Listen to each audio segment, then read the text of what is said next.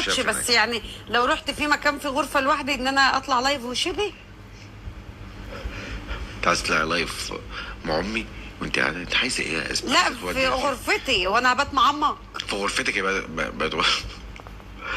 خلاص يا دودو والله هجيلكوا يا ابن الذين. مش تقول لي انا فكرت شاليه داليا يعني الحويشي كلهم في اوضه. اخت مصطفى. عسل والله. لا انا اللي غلبان. اخت مصطفى الحويشي. ليه؟ انت عارفين ليه بياخد شاليه؟ عشان بيجيب صحابه، يبقى معاه يعني صحابه عمرو حسن الشباب كده موجودين، فما ينفعش يبقى في نفس البيت. لا عشان يا انا سلام، مش بابا اللي جايبه. ده قصدك؟ كم يا برنس يعني بتاعك الشاليه. واخد حاجه امال ليه محسس انك رايح بتروح تأجر؟ واخد حاجه في السلم. لا لما عاوز اجر باجر فيلا مثلا في حته، ببقى انا واشخاص معينين كده. ايه تاني؟ خلاص عنده هناك. يبقى انت قول لي بقى، انت واخد شاليه لوحدك ليه بعيدا عن الاهل؟ اشتريته انا لنفسي بعيد عنه عشان انا ما بحبش بطلع مع اصحابي، ما بحبش اقعد مع ماما يعني. بروح اتغدى تدخل على امك بالظبط. ايوه لغوش لغوش. بروح كده. ايوه اسكت. حاضر هسكت.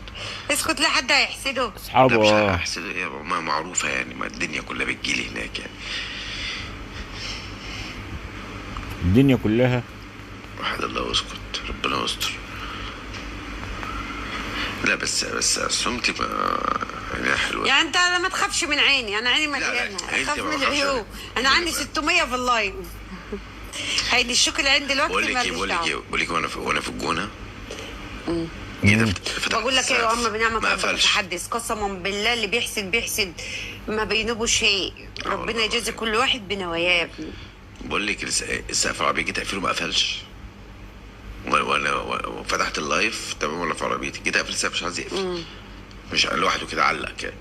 والمره الثانيه جيت افتح السقف مش عايز يفتح يعني، وبعدها بشويه قفل يعني. بطلت العربيه ومش عارف ايه، استنيت راح قفل.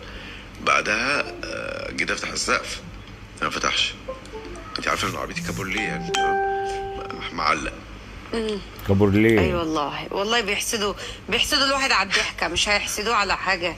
يلا الحمد لله، دايما تحصنوا وسيبوها على الله. فاهم قصدك يا فادي؟ وانت حصاني ساكت على سكوته مع انه كله هموم، يقول له يا بختك ساكت. وانت حصاني نفسك على الملايين بتاعت الغساله. يلا بقى حصاني نفسك. عندي عربيه يا عم انا لاقياكوا يا ابني ل 2000 جنيه. فين عباد؟